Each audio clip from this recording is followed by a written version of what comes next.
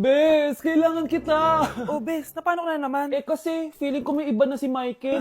Sige pa, Bes. Ano pa? Tapos sinasabihan niyang maganda yung ibang babae.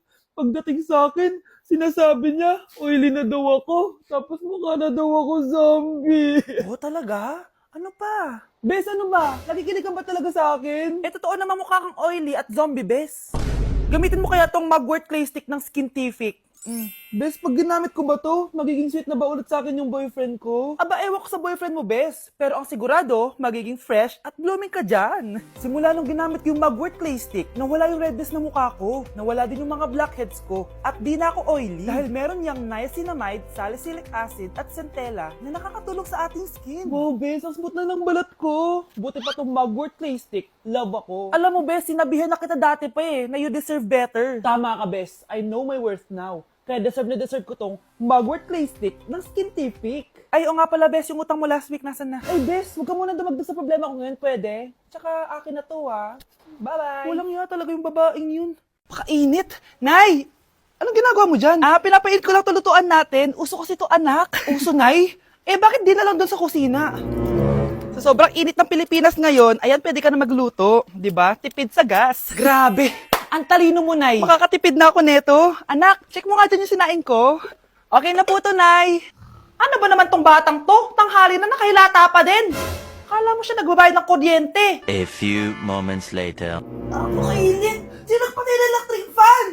Ang init na nga sa Pilipinas, tapos mapatid pa electric fan Tay, ano yan? Ice coffee? Mainit na kape to, anak. Mainit na kape?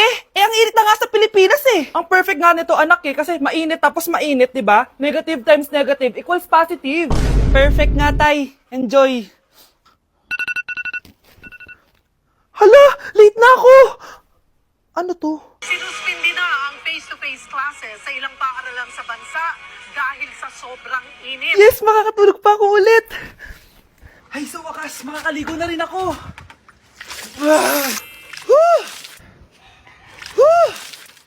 Hi, Cheska. Hi. Alam mo ba kung bakit mainit sa Pilipinas? Bakit? Kasi, hot ako. Pero natabo. Yan, ang init-init na ka sa Pilipinas tapos mag-joke ka pa ng ganyan. Sungit! Mga anak, nandito na ako. Buti pa ako may ginagawa. Di kagaya ng isa dyan. Hoy, babae ka. Buti pa yung kapatid mo naglilinis. Ikaw, puro cellphone ka dyan. Gumalaw ka naman, aba. Naistorbo ka naman Aba, sumasagot ka pa. Teka lang, bubunutin ko yung wifi. Laywag! O bakit? Kausap mo lang naman yung boyfriend mong pangit. Hindi pangit boyfriend ko Pangit kaya. Mas pogi pa ako dun Anong sabi mo? Bawiin mo yan. Pangit boyfriend mo. Ganun? Halika dito. Nay! Punyeta kayo? Mag-aaway pa kayo Eto kasi si Kyle Teka lang, sasabihin ko sa boyfriend mo na ang tamad-tamad mo. Nay, sa'yo na to. Manahimik ka na. Wow, anak, saan mo galing to? Dun yan na isa nilalaro ko, yung cooking burger. Magluluto ko lang ng burger tapos kikita ka na. Pwede ba ako dyan? Kahit sino, pwede maglaro neto. Kaya download mo na, Nay, para kumita ka na ng malaki. Ito na nga dami ko na nabenta burger. Kaya ikaw, i-download mo na. Link on my bio. Ano pang hinihintay mo dyan?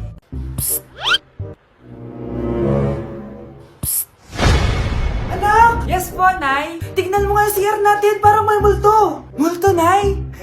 Basic. May multo dito, Nay? Multo. Yun na yun? Hindi ka natakot? Hindi. Pangit mo. May kumakatok. Takot na takot May multo kasi. Ha? Saan? Di ikaw. Di ba ginose mo ako? Sino yan? Walang iya ka! Inagawan mo pa ako ng trabaho! Ganda nito Sana maging successful yung pagbebenta ko ng damit noon Mahal, ang dami nating ibebenta mamaya. Manifest natin na makabenta kayo, Nay, para makaahon na tayo sa kahirapan. Hindi ako makapaniwalang nabili ko na yung pangarap kong tig 200,000 na relo. Wow, ang ganda niyan, Tay! Anak, tignan mo to binili sa akin ng tatay mo. Diba ang ganda? Hala, di ba mahal yan, Nay? Mas mahal pa to sa bahay ng kapitbahay natin, no? Magbebenta ulit kami mamaya para mas marami tayong pera. Anak, binilang kita ng kotse. Gamitin mo to pag pupunta ka ng school, Ha? Tay, di ko naman po kailangan ng kotse. Kaya ko naman po mag-commute. Gumastos pa tuloy kayo. Dami mo naman sinasabi, anak. Sige na, puntahan mo na sa labas. Wow! May sarili na akong sasakyan. Wow, ang ganda naman ng bagong kotse mo, Scarlett. Salamat po. Hindi ka ba nagtataka, Scarlett, kung bakit ang bilis niyong yumaman? Galing yun sa pagbebenta ng damit nila nanay. Ang dami na nga nila mamahaling gamit ngayon eh. Sure ka ba? Na damit lang ang tinitinda nila? Nay, bumabagabag talaga sa isip ko kung bakit ang bilis nating yumaman. Ano ba talaga binibenta niyo ni tatay? Ano ka ba anak? Malaki talagang kita sa pagbebenta ng damit. Pero nay, wala nang pero-pero. Hindi ka ba masaya anak? Na mayaman na tayo? Na nabibili natin lahat ng gusto natin? Sige na, mag-aayos pa ako ng benta ko. Mahal, nakauwi ka na ba?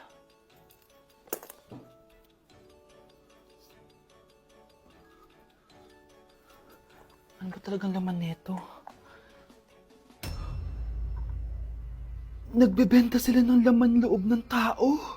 Wow, sobrang ganda, mahal. Buti naman nagustuhan mo, mahal. Nga pala, kinuha ko na yung laman loob ng kapitbahay natin. Si Rosa? Malaki pera na naman to. Mahal, hindi dapat malaman ni Scarlett to, ha? Ano yun? Nasaan yung ledger? Nandito lang yung kanina. Ba't mo winala yung ledger, mahal? Nandun lahat ng mga sikreto natin. Sinong tao dyan? Baby, away tayo. O ano anak? Puro bebe time na lang? Di ba may exam ka pa bukas? Opo, Nay. Try mo kaya mag-review para di ka puro bagsak. Diyos ko. Sige, Nay. Challenge accepted. Makaka-perfect ako sa exam bukas.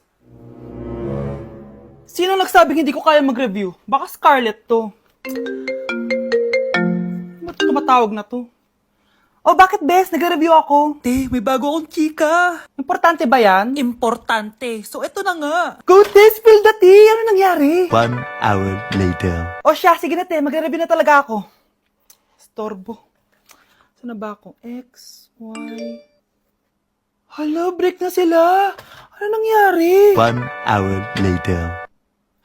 Mag-review na nga ako.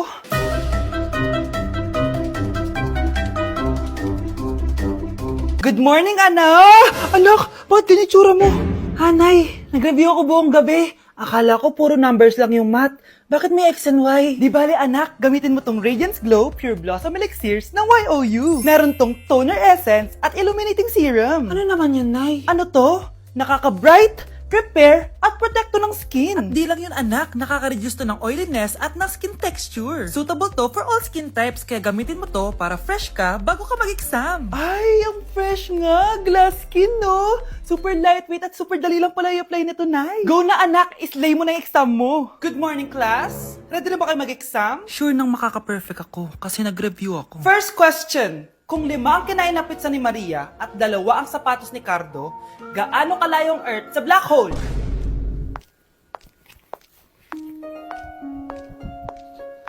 Hindi man lumabas ang mga nireview ko. Ang importante, maganda ako. Wow, Edward. Ang ganda naman ng bahay mo. Simula ngayon, Scarlett. Dito ka natitira, ha? Masanay ka na. Matanong ko lang, bakit pala gusto mo akong panagutan? Di ba, iniwan mo na ako? Scarlett, hindi naman talaga kita iniwan. Alam mong, kinailangan ko lang sumama ng matagal sa ibang bansa. Kasama yung mga magulang ko. Ang importante, nandito na ako, Scarlett. Bubuo na tayo ng pamilya. Ang sarap naman pakinggan nun. Oh, Scarlett, bakit? Ang sakit ng tiyan ko! Ha? Teka lang, tatawag ako ng nurse, ha? Diyan ka lang. Edward. Buti na lang dumating ka, tita. Ako, Edward, salamat sa pera, ha? Makakasiguro kang kay Scarlett Lato mapupunta. Bakit nandito yung babaeng yan, ha? Paalisin niyo yan! Ha? Ano nangyayari? Scarlett? Anak, di mo ba kilala? Nanay mo ko. Hayaan mo, baka dala lang ng pagbubuntis niya. Tawag lang po ako ng nurse, ha? Scarlett, dyan ka lang, ha? Edward, wag mo akong iwan, please! Wag mo akong iwan dito sa babaeng to! Akala mo ba makakatakas ka sa akin? Binigyan ako ng malaking pera ni Edward, oh. Nakuha ko na yung gusto ko. Ngayon, pwede ka na mawala. Nay, wag po, please. Scarlett, pigilan niyo babaeng yan! Brianna? Tita, anong ginagawa niyo kay Scarlett, ha? Wala. Ina-adjust ko lang yung unan niya. Napakasama mo, tita. Sariling anak mo, papatayin mo. May ipapakulong ako dito. Ano? Kulong? Edward, nakatakas siya. Scarlett, hayaan mo na siya. Hindi ka na niya pwedeng saktan, ha? Paano yung pera? Buti na nakatakas ako. At least may cheque naman ako. Nasaan na yun? Nasaan na yung cheque? Ito oh, naiwan niya. Thank you, Edward. Masaya ako para sa inyo, ate. Scarlett, Brianna, hanggat nandito ako, poprotektahan ko kayong dalawa. Wow! Gising na siya! Ang pala mo nandito sa bahay. Nay, wag ngayon please. Alam mo, bilib din ako sa'yo eh. Wala na nga tayong makain, nagpabuntis ka pa. Buti pa yung anak ni Rosa, pag-aaral ay natupag. Nakakawalang gana. Yan, umalis ka. Diyan ka magaling. Kasalanan mo to! Sinira mo yung future ko! Ate, please, tigilan mo yan. Walang kasalanan yung bata. Hindi! Dahil dito, galit sa akin si nanay. Kaya dapat mawala na to! Ate, wag! Ate! Anak, kain ka na oh. Nay? Sorry anak ha sa mga sinabi ko. Hayaan mo, babawi ako sa'yo ha. Thank you, Nay. Nay, sumasakit yan ko. Nay! Oo, yung pinag-usapan natin, ha? Hihintayin ko lang mga anak tong babaeng to. Pag nabigay ko na yung bata, ibigay mo na agad yung pera sa akin, ha? Palak ibenta ni nanay yung anak ko. O anak, okay ka lang? Walang iya ka, Nay! Ang sama mo! Akala ko, totoo nagbago ka na. Pera pa rin pala yung nasa utak mo. Abay, bakit? Wala ka nang pakinabang dito. At least yung anak mo, mapapakinabangan ko. Wala ka namang papakain dyan, eh. Napakasama mo! Lalayas na ako sa impyernong to! Sige, lumayas ka! Sino tinakot mo? Tignan natin kung saan ka pupulutin. Hello, Bes. Hello, Bes. Kilala mo ba si Edward? Oo, Bes. Siya yung ama ng dinadala ko. Mayaman pala sila, Bes. Gusto kanyang makita kasi gusto niyang palagutan yung baby mo. Talaga? Oo, Bes. Ito na yun, Bes. Bes, hindi mo na kailangan magtiis na nanay mo. Hindi pwedeng anak ko lang ang makikinabang sa yaman ng lalaking yun. Dapat ako din.